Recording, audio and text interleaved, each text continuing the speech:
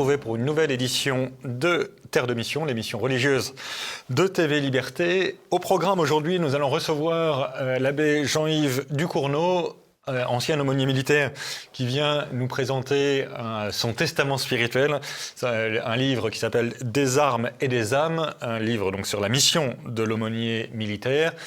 Puis nous recevrons Christian Franchet d'Espéré, qui était là la semaine dernière déjà, qui va nous parler de la Revue universelle dont il est le rédacteur en chef. Revue universelle qui avait été créée en 1920 sous le patronage de Jacques Maritain et de Charles Maurras, animée par Jacques Bainville, donc une revue assez prestigieuse. Et enfin, je vous présenterai, comme je le fais de temps en temps, quelques livres à lire et à découvrir.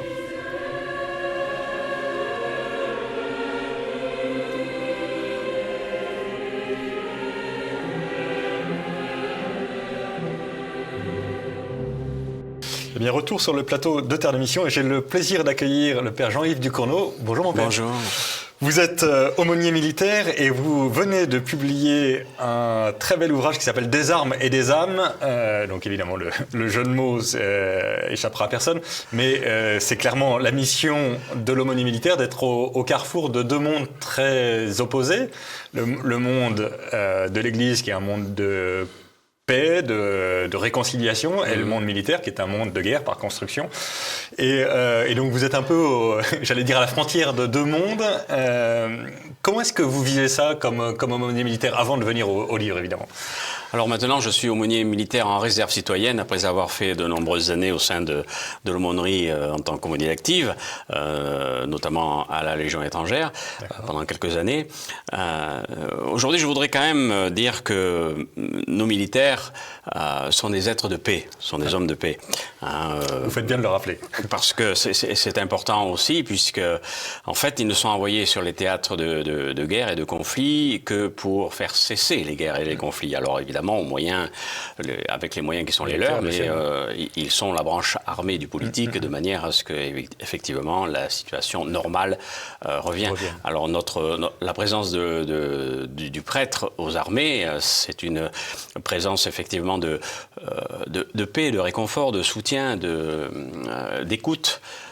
Et d'accompagnement spirituel qui passe aussi par l'accompagnement humain, parce qu'il n'y a pas de différence.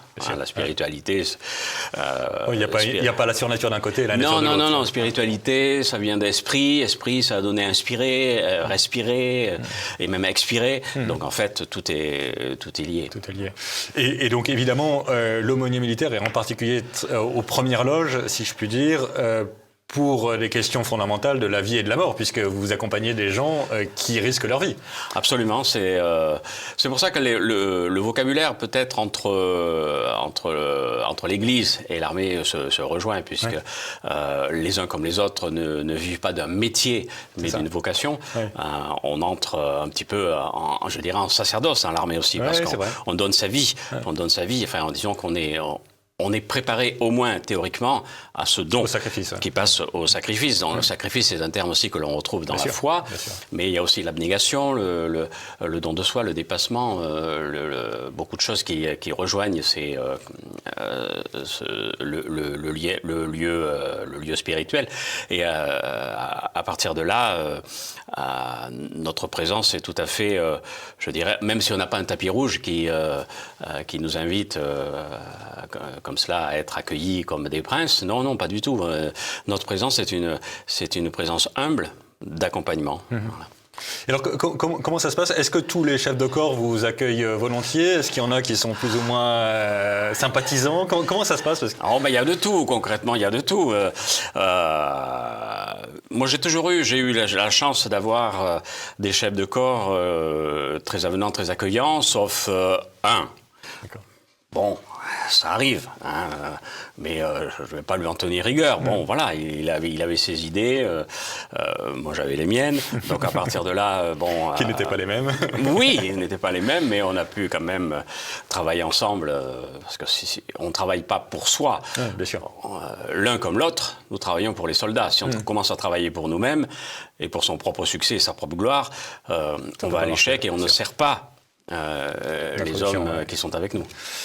Alors, la France redécouvre, après des décennies de paix qui nous avaient un peu endormis sur ces graves débats, mais la France redécouvre que la guerre peut se retrouver, qu'on peut se retrouver en guerre. Oui. Alors, évidemment, si vous avez été aumônier de la Légion, vous avez toujours connu des théâtres de guerre, mais pour les Français, c'est un peu nouveau avec la guerre en Ukraine.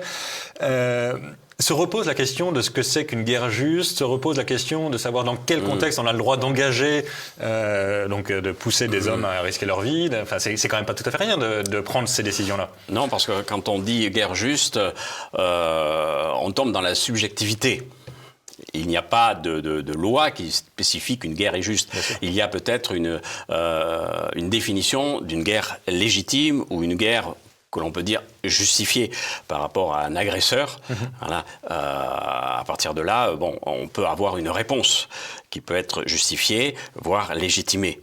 Pour cela, il ne faut pas que la réponse, il faut que la réponse aille dans le sens de l'agression, c'est-à-dire qu'elle ne soit pas plus forte, pas disproportionnée. Voilà, si ce n'est que pour arrêter l'agression. Voilà. Et donc, la réponse à l'agression est, d'un point de vue du droit, légitime. Voilà. Bien sûr. Oui, c'est la même logique que la légitime défense. On fait en sorte que l'agression s'arrête, en fait. Oui. Après, il y a tout le principe juridique au sein de la guerre. Il y a le droit, évidemment, de répondre, donc le droit de la guerre ou le droit à la guerre, mais aussi le droit dans la guerre. Et le droit dans la guerre, c'est le respect des populations civiles, le respect des plus faibles et le respect des prisonniers, notamment. Il y a ça. Et puis ensuite, il y a peut-être aussi le droit après la guerre, c'est-à-dire faire en sorte que les traités et les alliances soient quelque chose de solide sur lesquels on peut baser une paix en mettant à la même table des personnes au même niveau. Ce qu'on n'a pas fait, par exemple, en 1870 et en 1918. On n'a pas fait ça. Donc après, on l'a payé. Donc on n'impose pas des concessions aux vaincus, parce que sinon les concessions c'est négatif dans le sens, voilà, ce n'est jamais volontaire une concession. Donc un jour ou l'autre, il y a quelque chose qui s'appelle une revanche.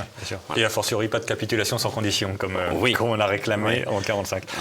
Mais quand vous dites, par exemple, le droit dans la guerre, c'est-à-dire en particulier le respect des populations civiles, dans la guerre moderne, ou la guerre contemporaine au moins, on a une imbrication des populations civiles et des populations militaires qui est très fort. Et typiquement, aujourd'hui, on bombarde des villes avec des conséquences sur les populations civiles qui sont évidentes. Et il arrive même que les militaires soient plus protégés que les civils, ce qui est très paradoxal, mais enfin, c'est le cas. Ça peut arriver en tout cas. Oui, ça peut arriver. C'est-à-dire depuis l'invention, je dirais, l'invention de l'artillerie lourde, de l'artillerie qui dépasse le stade du conflit militaire. Jadis, le conflit militaire, c'était quoi? On était sur un champ de bataille, ce qu'on appelait un champ de bataille, c'était deux troupes qui arrivaient et elles s'affrontaient. Depuis la naissance de cette artillerie moderne, donc à la guerre de 14, où on a vu les dégâts que ça a fait, et c'est là où il y a eu la première fois, d'une manière concrète, les morts et les blessés civils. Bien sûr. Qui n'avait rien à voir avec les champs de bataille, puisque les champs de bataille, là, il n'y en avait plus. C'était dans les villes, c'était sur les cathédrales, c'était beaucoup de choses. Bon. Et à partir de là, effectivement, on a pensé à réfléchir, et l'Église en premier avec Benoît XV, à l'époque, en 1915 déjà, donc au tout début de la guerre, avait pensé à la création d'une société des nations, justement pour garantir ce droit de ne pas attaquer les civils, quoi, de ne pas faire payer aux civils les animosités de la guerre. Bon, c'est pas forcément... Pour l'instant, ça n'a pas très bien marché. C'est très difficile, oui. D'autant qu'en fait, le problème, c'est que cette autorité que l'on dit légitime pour trancher entre nations souveraines n'a pas la puissance de coercition qu'on a dans une puissance souveraine, en fait. Et non. Et puis bon, il y a aussi le fait que parfois, les gens qui sont pas forcément des soldats, mais les gens qui sont en possession des armes capables de tirer sur l'ennemi, prennent en otage parfois les populations civiles civile et tire depuis les populations civiles. Je ne vais pas rentrer dans l'histoire concrète, mais c'est un peu ce qui s'est passé au Liban, au sud-Liban, etc. Et a fortiori, quand il y a du terrorisme, bien sûr. On utilise les populations civiles comme moyen de pression. Donc, en fait, la réponse, elle est violente parce que, évidemment, ces personnes sont touchées parce que, évidemment, les roquettes sont parties de là. Donc, mais c'est un travail de longue haleine, oui. Et, comment est-ce que réagissent vos interlocuteurs militaires quand vous leur parlez de riposte proportionnée, des choses comme ça? Parce que j'imagine que vous parlez aussi des conséquences de la morale de la guerre juste, en quelque sorte. Quand vous êtes vous-même en guerre, c'est pas tout à fait la même chose que d'y réfléchir tranquillement sur un plateau de télé, quoi. Absolument. Mais ils en sont conscients. Enfin, le militaire n'est pas un mercenaire. Je sais bien. Il est formé au droit de la guerre, au droit de la guerre, au droit dans la guerre, et au droit de la paix. Il est formé à tout cela. Donc en fait, les chefs sont formés. Donc après, c'est le chef qui guide sa troupe, même si la troupe ne connaît pas forcément les tenants et les aboutissants du conflit.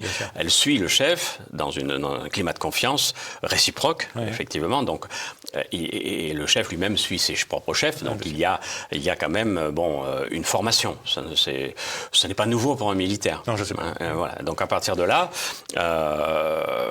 il y a des personnes qui sont capables, à l'intérieur de cette vie militaire, d'essayer de canaliser peut-être aussi je dirais, peut-être cet appel inconscient de la violence ou de la domination de l'ennemi par la force.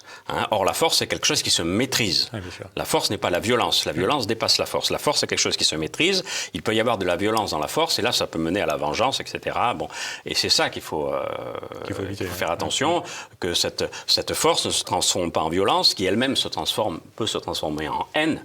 Et donc, en vengeance, quand on a, par exemple, un soldat qui se fait tuer, il y a, et là, le rôle de l'aumônier est très, très clair, il y a cette gestion de la violence qui était très importante.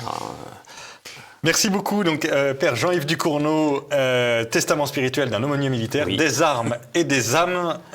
C'est paru aux éditions Teki et c'est un livre passionnant en tout temps, mais spécialement en ces temps où la guerre revient chez nous. Merci et donc beaucoup. merci beaucoup, mon père, et nous vous souhaitons beaucoup de lecteurs pour cet excellent livre. Merci. Merci à vous.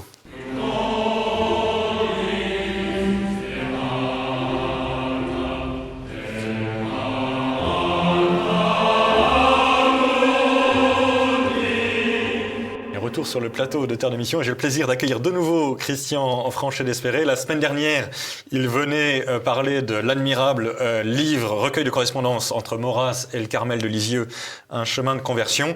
Et aujourd'hui, il vient parler de la nouvelle revue universelle, revue qui a été relancée, qui est la revue qui avait été lancée en 1920 par Jacques Bainville comme rédacteur en chef. Donc vous êtes le successeur de Jacques Bainville, ce qui est quand même pas tout à fait rien.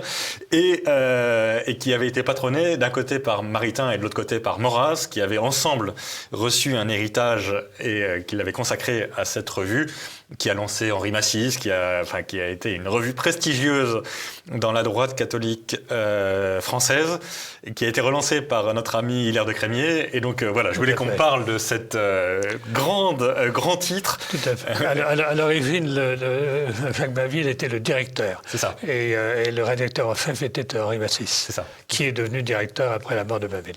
Très bien. Voilà. Et donc, alors, vous avez gardé le même projet, en fait, que Bainville et Massis ou oui, enfin, mutatis mutandis, malheureusement. Le niveau n'a pas progressé. Oui. Là. Par rapport à Bainville, c'était très, très difficile de faire beaucoup mieux. Mais par contre, ça reste un modèle pour nous. Depuis l'origine, c'était certainement quelque chose qui a motivé, en particulier, Hilaire de Crémier lorsqu'il a repris cette revue.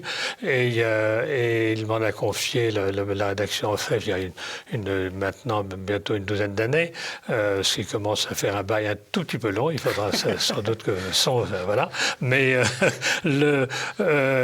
cette revue donc paraît tous les 3 mois. Elle est avec une grande régularité, mais c'est une régularité irrégulière. Elle ne respecte pas toujours les dates, mais par contre, le rythme trimestriel a été pour l'essentiel maintenu. Et voilà. Alors l'esprit est évidemment bainvillien. nous sommes actuellement, ça n'a pas toujours été le cas, actuellement lancés dans une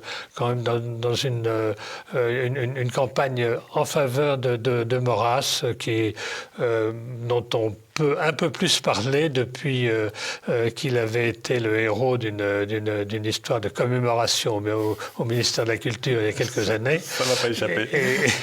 Et surtout, il faut bien le dire, grâce à l'anthologie qui a été réalisée dans la collection bouquins par Martin Motte.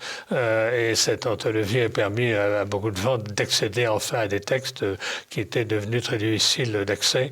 Alors on peut toujours trouver évidemment des livres d'occasion sur Internet, mais ce n'est pas la même chose. Là, dans la collection bouquins, on a beaucoup de choses. Il y manque beaucoup de choses également, mais c'est quand même un instrument tout à fait précieux. De toute façon, le problème de ces grands écrivains, c'est qu'ils ont beaucoup écrit de livres, mais ils ont aussi beaucoup écrit au fil des événements.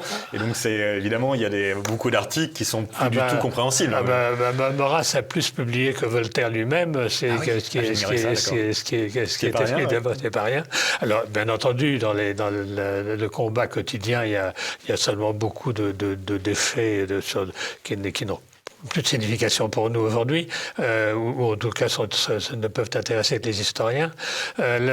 Mais par contre, il y a chez Maurras des idées de fond. Alors, bon, c'est assez classique de le dire, je pense que c'est assez vrai que l'essentiel de ce qu'il avait à dire, il l'a dit dans les 15 premières années de sa carrière, jusqu'à la guerre de 14. Tous ces grands livres ont été écrits à ce moment-là, ont été publiés à ce moment-là.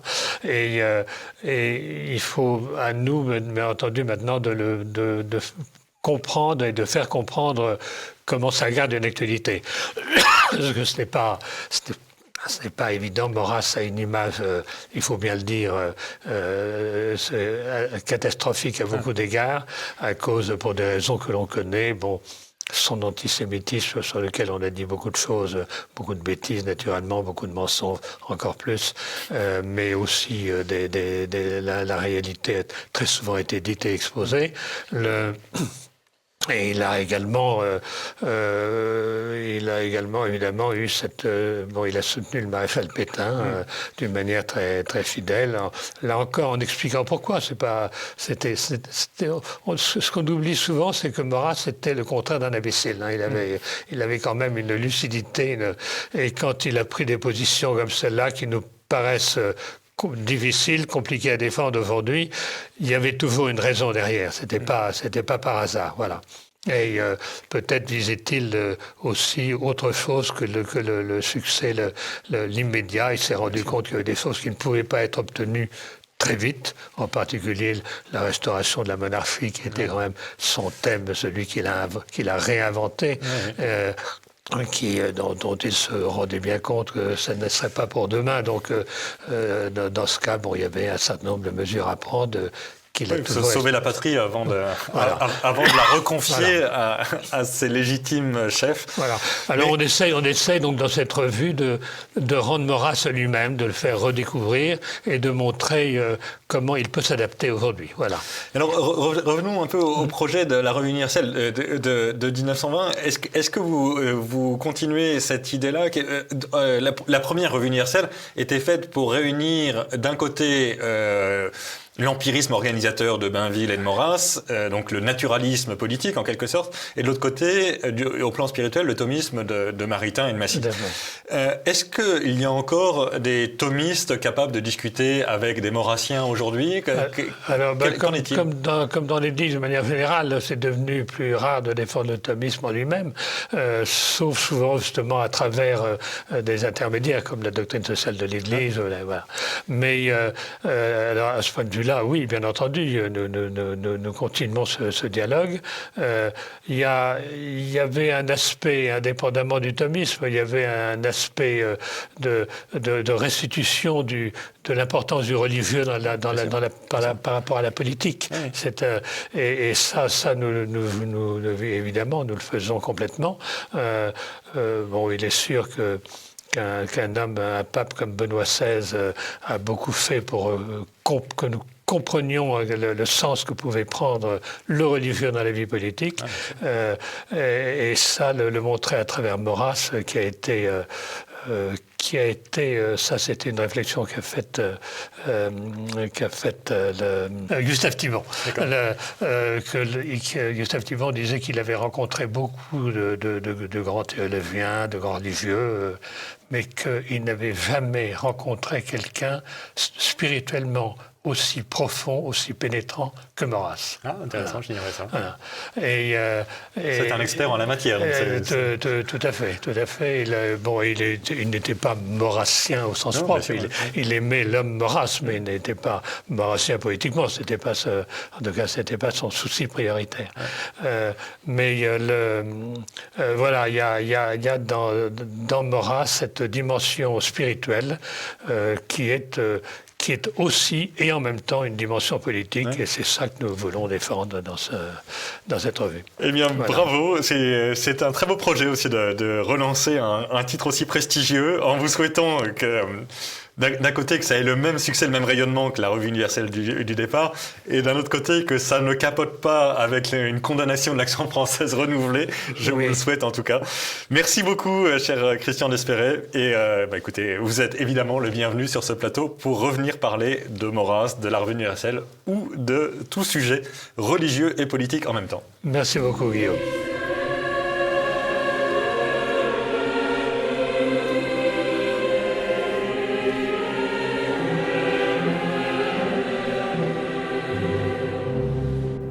Sur le plateau de Terre de Mission, et donc comme je vous l'annonçais, je vais vous proposer quelques ouvrages à découvrir. Le premier livre que je voulais vous proposer, c'est un livre qui est écrit par Philippe Roy Lysencourt, qui est docteur en histoire, qui a été publié par les éditions de l'Homme Nouveau et l'Institut d'études du christianisme. Ça s'appelle Le christianisme en histoire, un livre magnifiquement édité, avec couverture rigide et reliée. Donc c'est très agréable à lire. Quand je dis le christianisme en histoire, c'est en histoire avec entre parenthèses S, donc en histoire au singulier et en histoire au pluriel en même temps. Philippe Roy Lysencourt est le directeur de l'Institut d'études du christianisme. Et donc son ouvrage consiste à présenter quelques pages de l'histoire de l'Église. C'est vraiment c'est un livre de piété filiale pour toute personne un peu intéressée par l'histoire de l'Église, notamment évidemment nous catholiques, mais pas uniquement. C'est un très beau livre à mettre entre toutes les mains, surtout aujourd'hui où plus personne ne connaît l'histoire de l'Église. Deuxième ouvrage, Don Alessandro Maria Minutella, c'est un prêtre italien qui a publié un livre qui s'appelle « Pierre, où es-tu » ? C'est un livre qui n'est probablement pas à mettre entre toutes les mains. C'est un livre... donc le prêtre a été excommunié pour ce livre. C'est pas tout à fait rien. C'est une vraie grosse sanction.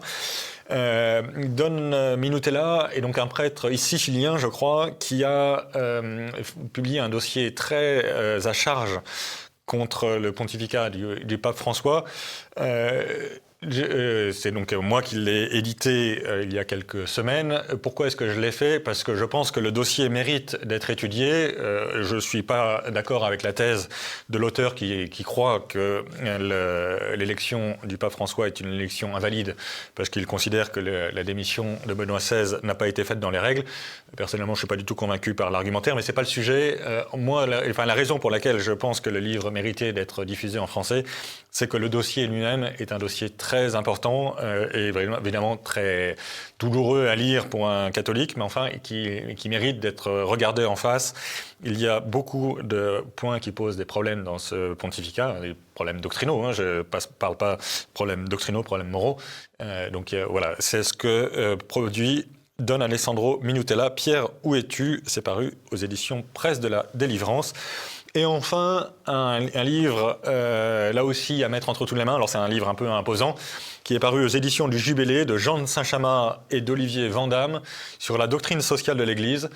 Préface du cardinal Sarah, donc évidemment, ça ne gâte rien, mais c'est un très bon manuel de doctrine sociale de l'Église. comme vous savez, tout le monde en parle sans très bien savoir ce que c'est. Là, vous aurez tous les grands principes de la doctrine sociale de l'Église, tous les grands textes de la doctrine sociale de l'Église.